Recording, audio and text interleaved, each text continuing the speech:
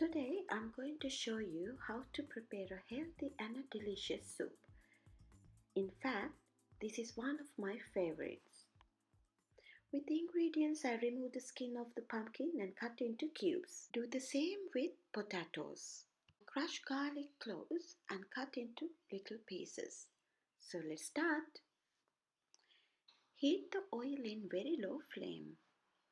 First, fry cumin seeds, fennel seeds and peppercorns. If you don't have whole pepper, just add pepper powder.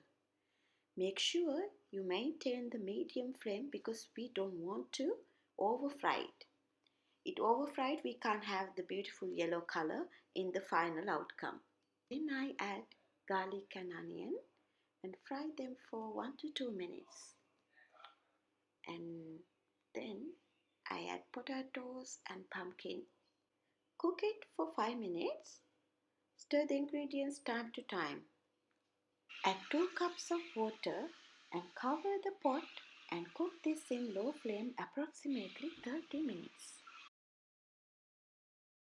Let it cool down and blend it until smooth. If it is too thick, you can add more water.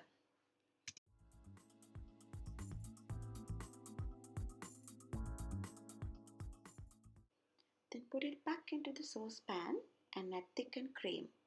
Heat it in low flame for 3 minutes and it's ready.